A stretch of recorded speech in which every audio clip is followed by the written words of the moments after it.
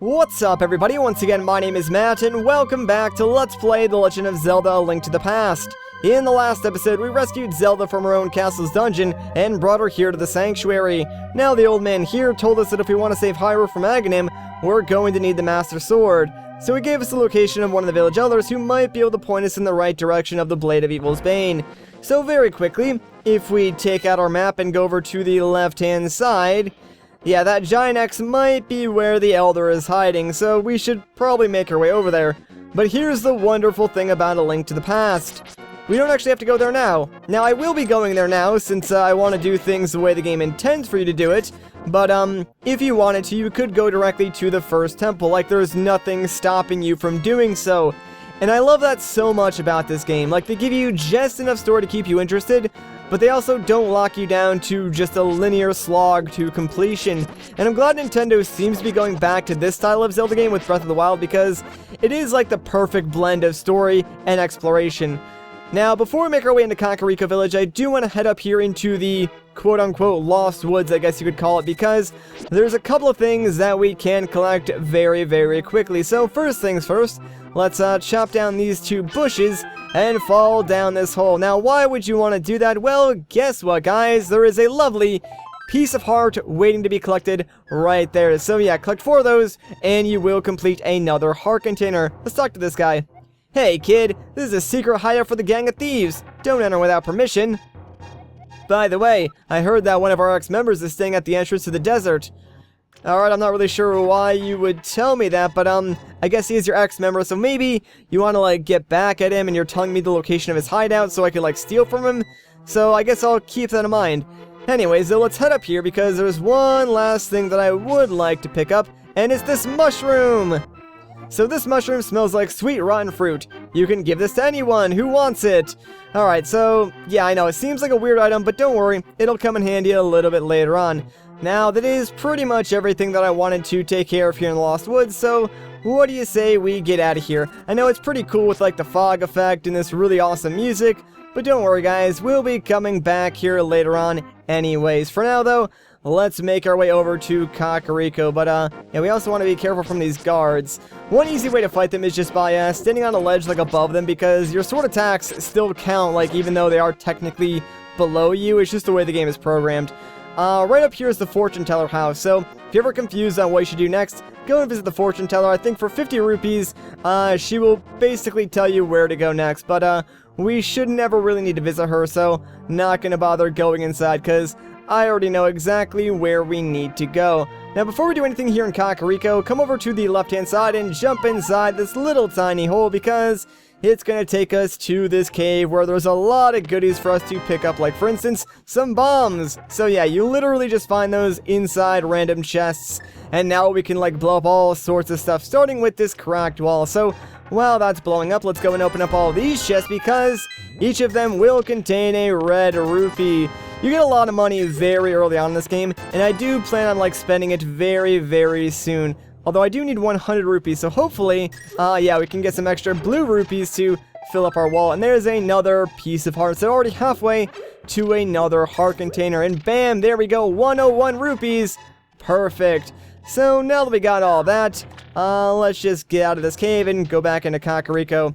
Now, I don't know why I do this, but, anytime I see pots, I just, like, have to pick them up and throw them. It's just a habit I have whenever I play this game. But, with our newly acquired 100 rupees, let's talk to this guy. You, sir, have been going through life without one of my hold-anything bottles. Well, step right up and make your life complete. I've got one on sale now for the low, low price of 100 rupees.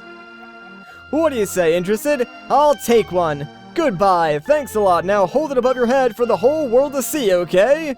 It's good for business. Alright, there's some free advertisement for your bottles. So, we have an empty bottle, or a magic bottle as this game calls it. We can use it to store all sorts of good stuff like fairies, potions, you know, typical Zelda fare.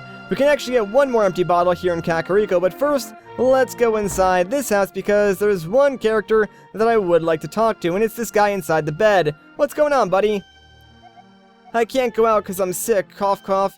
People say I caught this cold from the evil air that's coming down off the mountain, sniff sniff. This is my bug catching net. I'll use it when I'm better, but for now, I'll lend it to you. Oh, well, thanks a lot, buddy. So now we got a bug catching net. We can catch all sorts of things like bugs and other things like the sort. Although I'm not really sure you got sick from the mountain. It's probably from this like nuclear porridge that you have sitting here on your table. So I really wouldn't recommend eating that, kid. Anyways, now that we got that, from this kid's house, let's just head straight down into the back of, what I assume is some sort of tavern, because there is a chest in here that we can get, and guess what inside is another magic bottle. So already, we got 2 of them, and I think there's only like 4 in this game, so we already have like half of the empty bottles, which is pretty crazy. Now that we've done all that, though, I suppose we can go and talk to the village elder. So his house is the one all the way up on this hill, and he should be right inside. That is, if he's actually here. And you don't look like the right elder to me. Who? Oh, it's you, Link. What can I do for you, young man? The elder? Oh, no one has seen him since the wizard began collecting victims. What? Master Sword? Well, I don't remember the details exactly, but long ago, a prosperous people known as the Hylia inhabited this land. Legends tell of many treasures that the Hylia hid throughout the land. The Master Sword, a mighty blade forged against those with evil hearts, is one of them. People say that it now is sleeping deep in the forest. Do you understand the legend? I do. Anyway, look for the elder. There must be someone in the village who knows where he is. You take care now, Link. Well, that was less than helpful because we kind of already knew that about the Master Sword. But there is someone here in Kakariko who does know where the elder is. Now, I do know where he is, and I could take you directly to him, but again, like I said, I kind of want to do this in the way the game expects you to, so let's go over here and talk to this little boy. Hi, Link. Elder? Are you talking about the grandpa? Okay, but don't tell any of the bad people about this. He's hiding in the palace past the castle. I will mark the spot on your map. Here you are.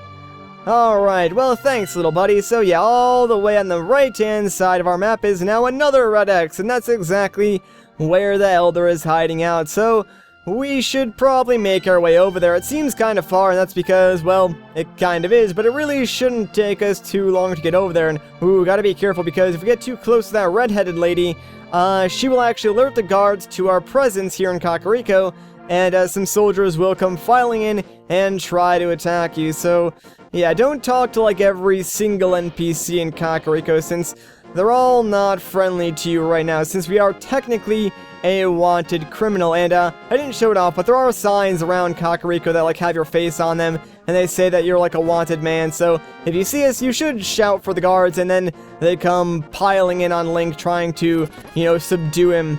Anyways, though, yeah, I do recommend having your boomerang out while you're just, like, walking through, you know, the overworld, because there are so many enemies right now, and the hardest part about A Link to the Past is the early game, because we really don't have too many hearts, and the enemies do a lot of damage, and on top of that, like, in terms of offensive or defensive options, we really only have our shield, our sword, and our boomerang at this point. So yeah, like, we don't exactly have the best method to deal with all these threats right now, but once we get past, like, the first, you know, 3 opening dungeons, get a few items underneath our belt and a couple more hearts, navigating the overworld becomes a lot less scary. So for now, we're gonna play it safe, but later on, we'll probably have, like, no problem taking down any of the threats that we come across.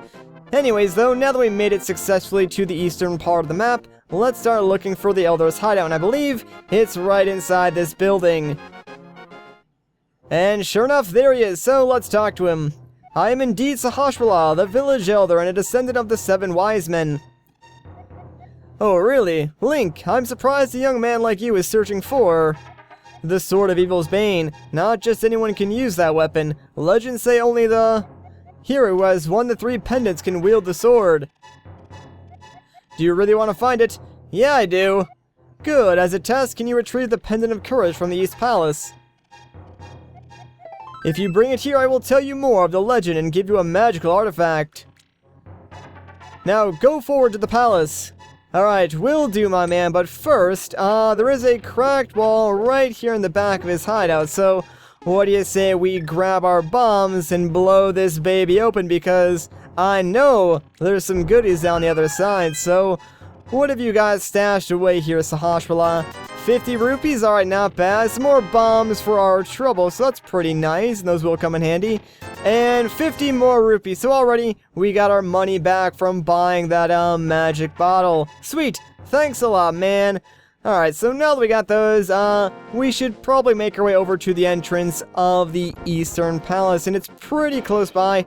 Shouldn't take us too long to get into. Only problem is, we do have to watch out for all these statues and sort of sneak by them, because once they wake up, yeah, they really want to go after you. And the problem is, we do need to get around them, and yeah, this is such like a close, tight place. It is kind of hard to maneuver around them, but we should be good now. So let's just jump down here and head up this set of stairs, and we'll pretty much be at the entrance to the Eastern Palace. If you've played A Link Between Worlds, this entire layout is very familiar to you, and it's pretty much exactly the same as A Link to the Past. Well, it is exactly the same. So here's the entrance to the Eastern Palace, which we'll be taking on in the next episode. So if you guys enjoyed this part, a like rating would be greatly appreciated. If you want to see more, consider subscribing. But once again, guys, my name is Matt. Thank you so much for watching, and I'll catch you in the next one.